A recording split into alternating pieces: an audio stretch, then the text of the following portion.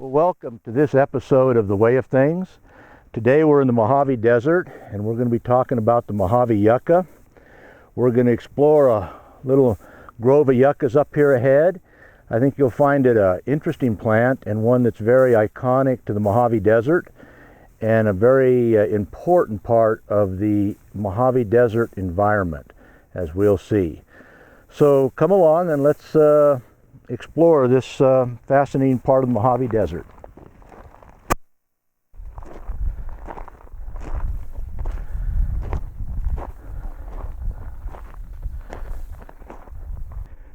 Well, here we are in our yucca grove, and what we have here is a yucca that's growing in a line.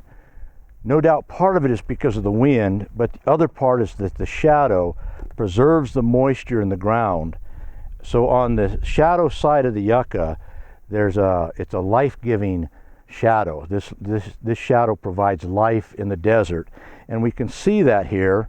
If we look here, we can see the last time it rained, the shadow protected the soil from the radiant energy of the sun, so the evaporation rate was less, and these plants here were able to grow and grow to maturity.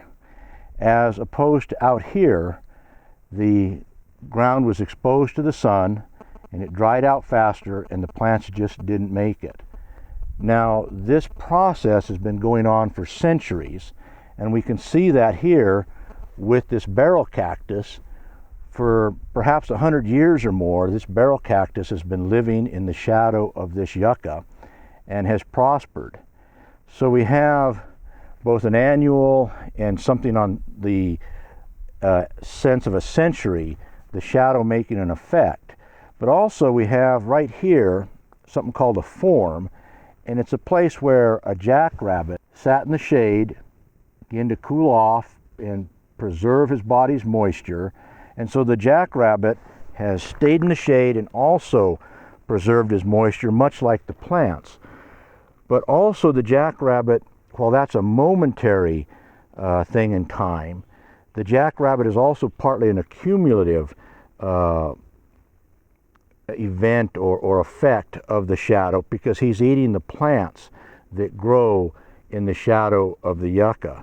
So the jackrabbit is both the past and the present, you might say, effect of the shadow of the yucca. And it's just part of the interesting and integral part of the desert environment.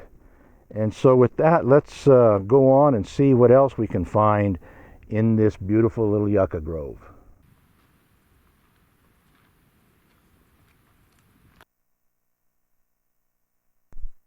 Well, here we are in our little walk through the yucca patch, and this is a yucca ring.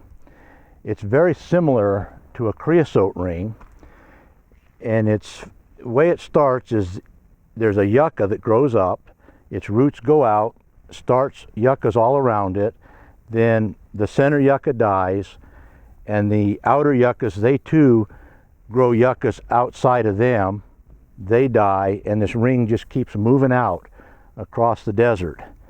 In this particular case, we have one of the earlier ones still left here as a rotted old stump that's just barely anything left, and you can kind of see it here.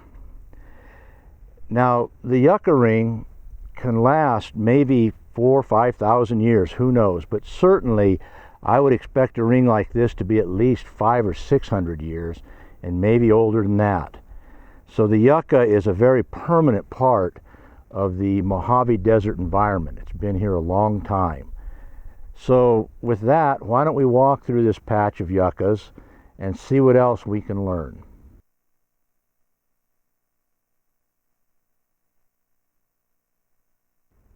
Here we are walking through this beautiful yucca grove.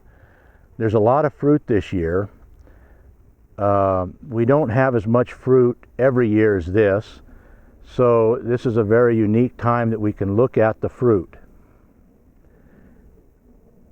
And this specimen here has quite a bit of fruit, and we can see this is what we're talking about.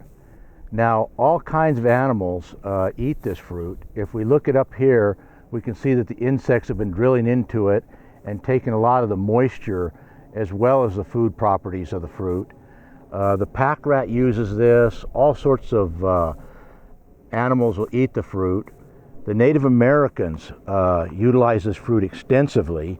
It was a staple for many of the tribes.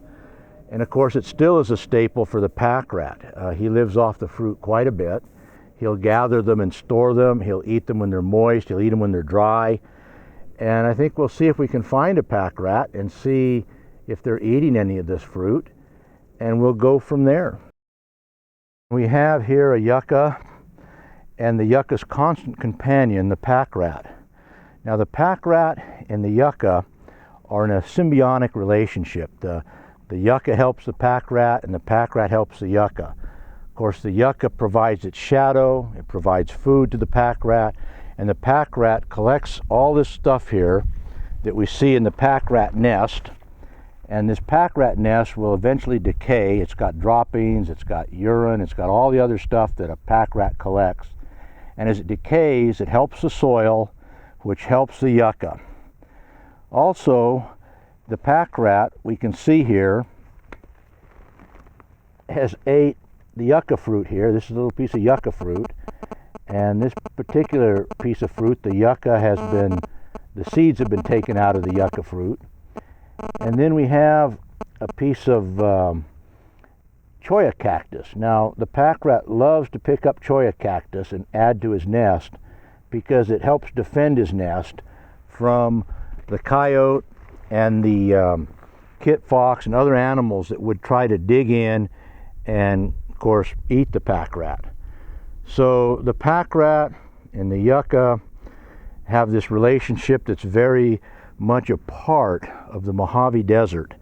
And so there's more life in the yucca grove than there is elsewhere. Well, that concludes our little hike through this yucca grove out here in the Mojave Desert. I hope we've learned something about the way of things. And with that, I thank you.